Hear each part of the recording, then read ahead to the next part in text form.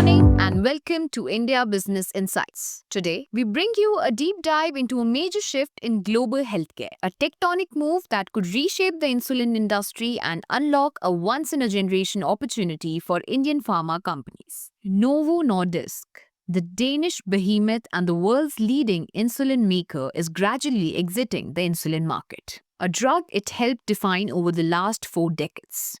Why is this happening? What does this mean for India, where over 100 million people are living with or at risk of diabetes? And can Indian companies step up not just for India but for the world? Let's dive in.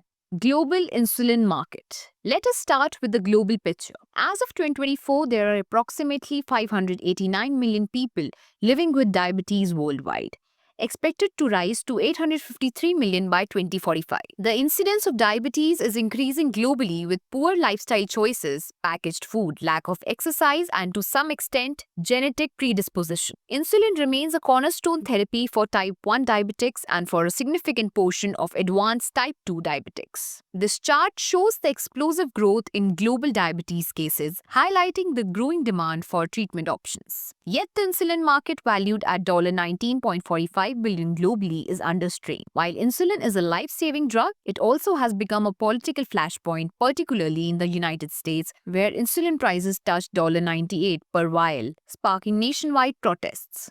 Global insulin market size 2020 to 2030 F. While the insulin market is growing globally, price control and shifting focus from MNCs are impacting its profitability. Why Novo is exiting insulin? Novo Nordisk is not walking away due to poor science. It is a business decision. Their new focus? A game-changing class of drugs called GLP-1 receptor agonists, including their blockbuster drug semaglutide, sold under the name Ozempic and Wegovy. GLP-1 drugs offer 2-for-1 benefits: blood sugar control and weight loss. Clinical trials have shown up to 20% body weight reduction. These are now becoming the go-to treatment, especially in richer countries. Meanwhile, insulin is getting the cold shoulder. In India, Novo holds 60% of a rupees 5,000 crore market for insulin. Sanofi, which has 70% of share of long-acting insulin via its brand Lantus, has also decided to exit. Eli Lilly's India's operations are limited to imported insulin, active pharmaceutical ingredients, APIs with local fill and finish. Under pressure, companies like Novo Nordisk, Sanofi, and Eli Lilly slashed prices, cutting into margins. In a capitalist system, low-margin price-controlled products are rarely the priority. So Novo Nordisk introduced Ozempic. This drug received FDA approval in 2017. A higher-dose version Wegovy has introduced for chronic weight management. The size of the Ozempic market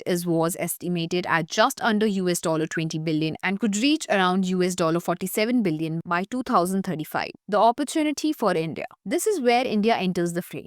India is home to the world's fourth largest insulin manufacturer, Biocon, which recently partnered with Eris Lifesciences. As MNCs exit, Indian companies like Biocon, Wockhardt, Cipla, Sun Pharma, and others are gearing up to fill the void. Insulin manufacturing in India is much cheaper, with API costs for human insulin around $25,000 per kg and production costs are low as $7 per vial. Retail prices in India range between Rs 150 and Rs 500 per vial, making them highly competitive in price-sensitive markets across Africa, Southeast Asia, and even parts of Latin America. With the NPPA, National Pharmaceutical Pricing Authority, capping insulin prices, this market is unattractive for MNCs but ideal for India's scale-oriented manufacturers. The competitive prices in the US are several times higher. Converted to Indian rupees, these could be even 20 times higher. Monthly cost comparison: India versus US. This chart compares treatment affordability between India and the US, showing why insulin will remain relevant in low-income markets. So even in the US, neither the cost of insulin nor Ozempic is cheap. For many poorer households, it is unaffordable. In fact, there were protests in the US against the high cost of insulin and some of the prices were restricted. Global market realignment. This is one of the biggest pharmaceutical market which is now expected to realign. This represents a big opportunity for the Indian pharmaceutical companies. Projected diabetes therapy split in India 2030. In India, insulin will still dominate in 2030s, especially in Tier 2 or 3 cities and rural areas.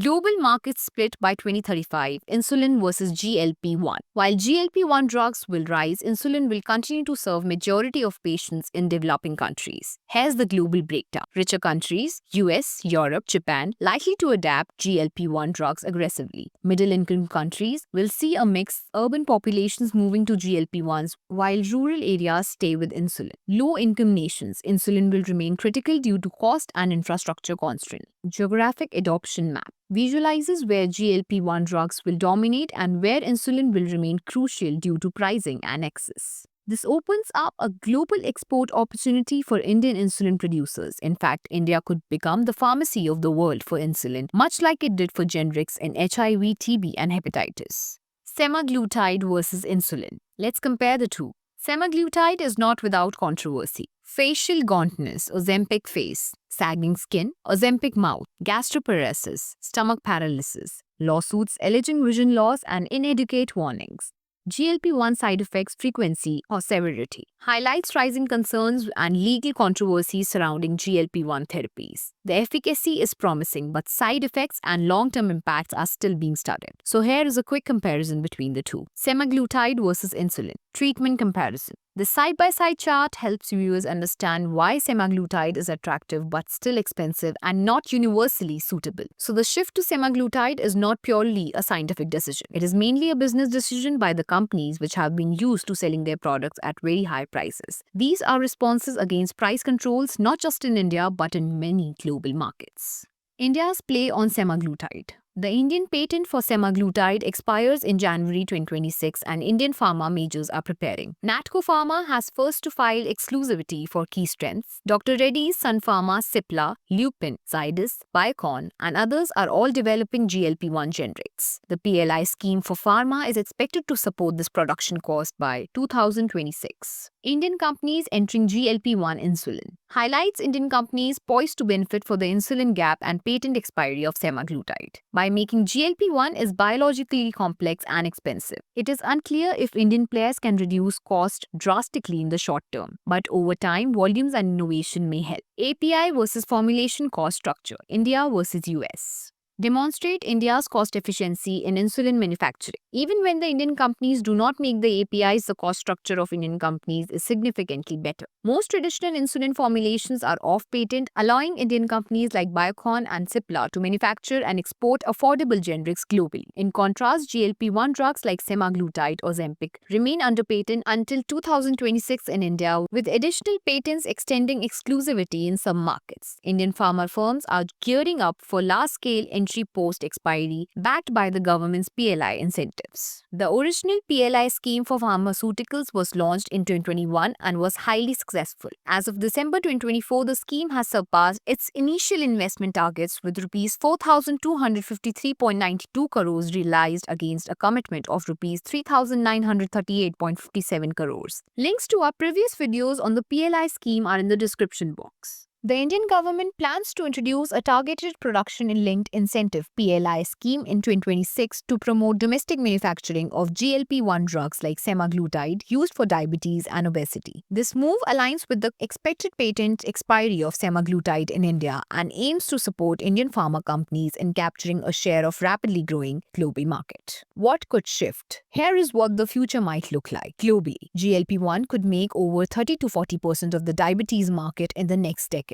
India, the shift may be slower, perhaps 10 to 15% moving to GLP-1s by 2030 in metros. Rural and low-income populations will stick to insulin. That still leaves hundreds of millions globally dependent on affordable insulin, an opportunity tailor-made for Indian pharma. Novo's exit is not the end of insulin. It is the beginning of its Indian chapter. To wrap up, the exit of global giants from the insulin market is both a challenge and an enormous opportunity. Indian pharma companies are ready to fill the gap both domestically and globally. GLP-1 drugs like semaglutide will redefine diabetes care, but only for those who can afford it. Insulin will remain the foundation of diabetes management for most of the world. So should we shift fully to GLP-1? Not yet. Not globally, not in India. Instead, we expect that a dual-track system will emerge. Continue affordable insulin access for the masses, promote GLP-1 innovation for those who need or can afford it. And if India plays its cards right, it could become the world leader in both. Thanks for watching. Do not not forget to like, share, and subscribe to India Business Insights for more sharp takes on Indian industry, policy, and global trends.